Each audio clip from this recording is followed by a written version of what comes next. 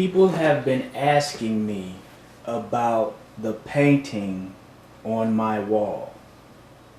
So instead of me explaining, I thought, why not just get the artist that made the painting and interview her?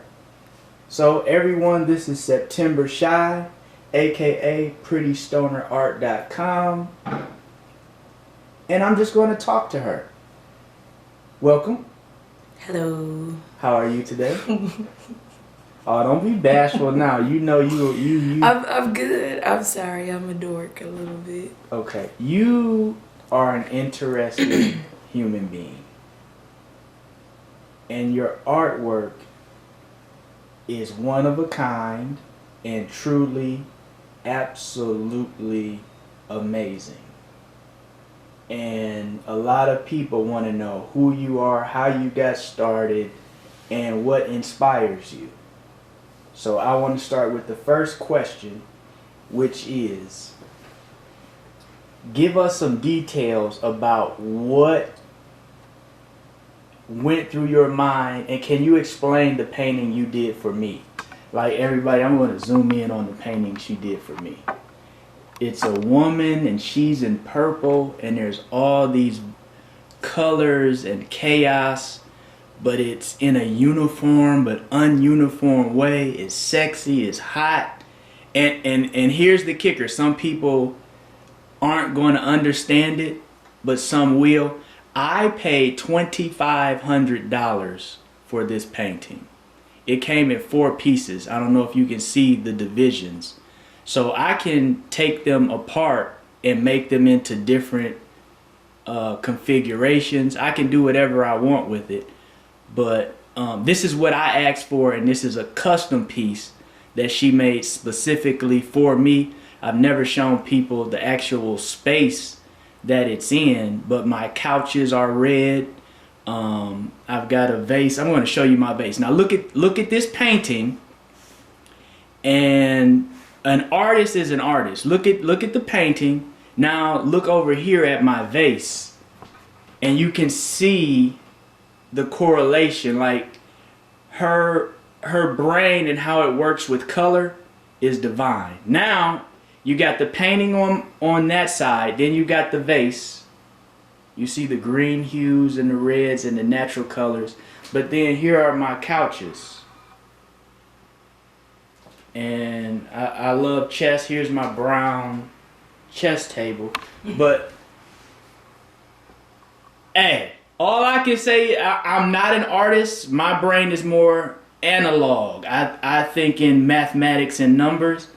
But if you want a custom piece of art that will never be duplicated, not a print, and that's why I paid $2,500. This is custom. It will never be duplicated. No one, exclusive.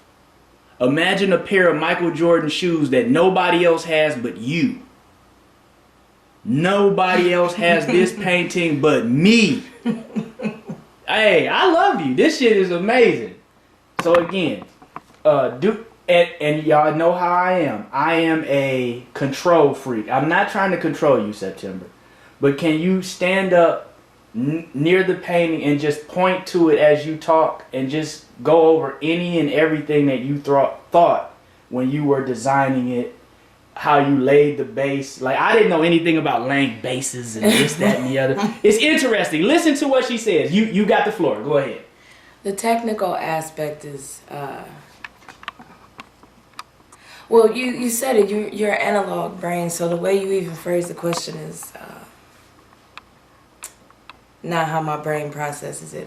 The lady behind me is, everything that I paint is a reflection of me on some level. It's an expression of wanting true freedom. All in the while, you still have people. You have people, if you can see, you have people watching. It's eyeballs on the bottom of it. Oh, hold on. Let me zoom in so they can see. And there's a few mouths because you always have people talking. Eyeballs. Mouths. So the piece is cleverly named. I see you looking with your looking ass. But she's so confident, as you can see in her positioning. She's so confident in who she is that the onlookers, she's completely unbothered. So that's the face that she has. And that's just how I feel. Like, people have watched me and judged me and thought this and that about me, and I really could give two shakes of a fuck.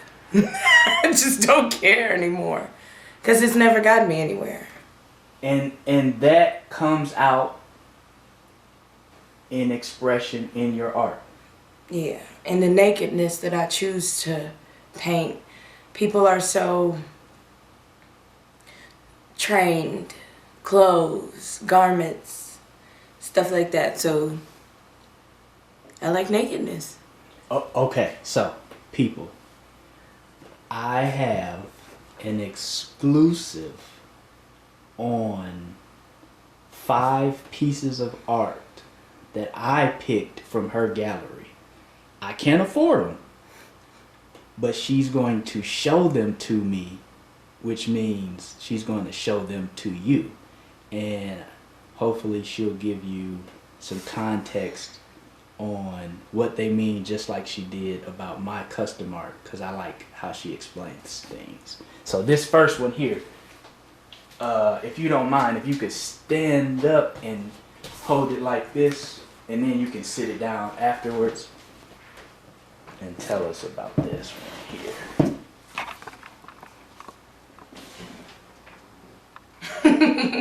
Well, this one was pretty random. Okay. I went to a comedy show, and I met a girl, and she was colorful and interesting, and I like good people. She was cool with who she was, so, and then her name was awesome. She had Hold it up. a very beautiful fro. And I'm all into the natural hair.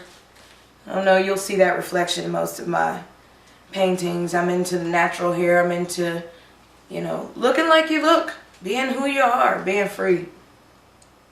So this was just something, she moved me as an individual, and this is a reflection of her. I like texture in photos, so I do tend to add a lot of abstract. I like abstract because my brain really is abstract. That's how I describe my personality, is like splat, you know. Splat. Splat. I like that. If you could imagine standing in front of an all-white canvas with water balloons full of neon paint, and throwing them against the canvas and them bursting, and that splatter pattern that you get, Okay. that's the closest thing I could relate to my personality, is like splat. All right. Amazing. All right, we're going to go to the next one right here. Hey, I'm excited. Hey, exclusive. Oh. Speaking of splat, hey, just watch how these colors mean. Look at, that's crazy. This was a color study, and in reality, I'm a self-trained artist. I've never had a formal class. Up until about 3 years ago, I couldn't even draw a stick figure proportionately. So this was actually a color study. What I had done was I posted a Facebook status that asked my friends, family, and followers to imagine if pain was a color, what color would it be to you? And these were the colors that people chose for pain. And in reality, all of these colors separately are reds and blues and greens. But when you combine them, they become something so multifaceted. They become prismatic. It goes past the pain that people see when they reflect on the color that identifies pain for them. Like, I just want people to see, like, if I ask them, give me colors to represent happiness. These would be the same colors that they choose. Give me colors to represent hate and passion and love. These would be the same colors that they choose.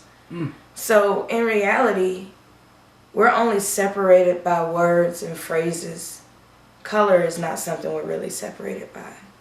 It's I guess that's my whole disdain towards racism as well. Yeah. That's Again, I'm exclusive. Until she says, okay, that's enough, I'm going to keep going. Oh my gosh. This one I was mad. Totally different. I was mad at you. Hold on, let me zoom. My significant other had pissed me off. So the eyes behind the red are tired of crying and fearful. And the red is the blood I see when I want to knock his ass smooth clean out. So it's not really, this is more of a personal piece for me, a way to express myself and to get myself warmed up to actually paint something. But this was, I was mad. I was angry. Okay, lady, so when you're mad at your guy. I was angry. I think so instead of punching him in his face, this is what came out. Okay, hold it right there. Let me zoom in on those eyes.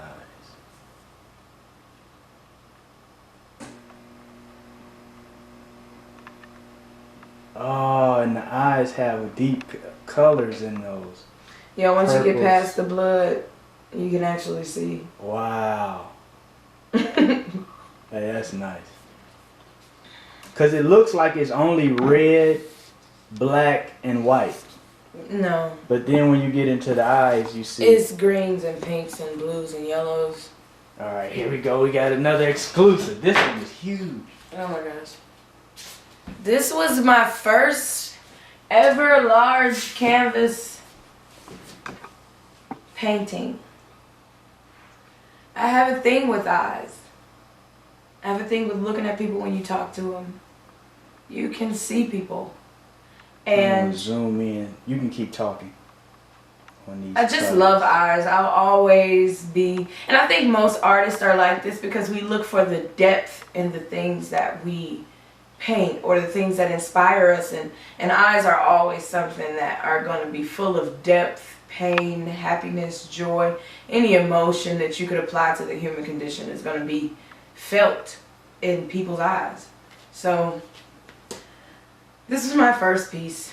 From the naked eye, no pun intended, you can't see The words. the words. So I'm gonna zoom in. And this is just something to kind of represent the eyes being the windows of the soul. This is what we covet things with, and these are the things that we see. We see greed, we see hate, we see love, we see pain and death and life. We see the yin and the yang to existence through our eyes. So this is your first piece, and it's an exclusive. Yep, this was my first piece. It will never be printed again. I don't have any prints of any of the ones that you have shown. Okay. I don't have prints of. And just, I want my voice to be heard on here so that I can be associated with your popularity. I wanted this piece, but I just couldn't afford it. You know, hey, I got a little change in my pocket, but not enough. Look at how anyway, I'm gonna go on to the next one. A lot of people want this piece. Right. You see how I try to put my bid in, like, hey, I got a few dollars, but. Alrighty. Oh, okay. So. Again with the eyes. People, wait till I zoom in on the eyes. Eyes will always be something awesome to me. And if you know anything about a double iris, they refract with light. They shift and change color separately, and it's a defect, so cleverly called. But I think it's beautiful, just like dimples. So I made a guy, and I was going through my blending phases of color because I like colorful messes. And out of these splatters and color variations came this guy's face. And I haven't necessarily been inspired so much so by artists, even though I'm aware and in awe of some of the greats' works. Picasso, of course, and Basquiat. Now he was dope. And right now, currently, Aaron Maben, he's a great artist. There are so many great artists in this world, but this was just something that kind of came out of me. Okay. It's the abstract, totally. And this guy has these variations in his eyes and irises. So. Okay. Those were the 5 paintings. It's my colorful mess. That I picked, but you have 2 more that you're going to show us. Is that correct? Yeah, I have 2 more. Go ahead and grab those. Well, the first one, I'll show you this one last, because it kind of leads into my whole mission. But as you can tell, purple is my favorite color.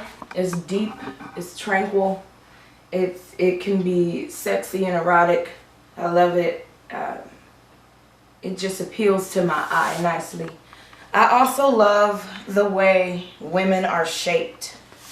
They have soft curves but defined, and we are built so much emotionally and physically. Yet we've taken a position in this world that may not always be the most empowering. And I just want people to see how beautiful women are.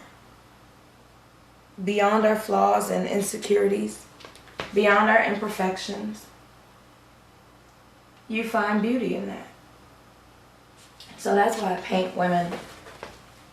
I want women to feel empowered and okay with their nakedness and okay with their scars and, you know, extra bits of meat in places that we may not want them. So that's why I paint women. And last but not least, this painting may be the smallest of all of them, but it meant the most to me, and I'm gonna try to say it without tearing up. My grandmother is the reason why I paint,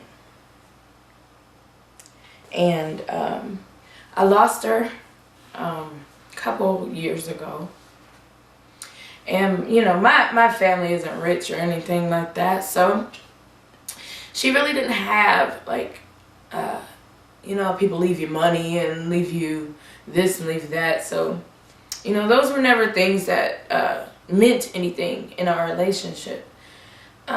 She passed away and left me all of her art and left me her paintbrushes, her Crayola paints. She left me all of her supplies. And when I was a little girl, in the summertime when it was raining and sunny at the same time, she would take me outside with an umbrella and let me stand outside in the rain. Or if it got too hot, she would squirt the hose on me under a golf umbrella and I'd sit under it. And those were good times for me. And she was who I connected with in this world. So I painted, and I started painting. I'm sorry.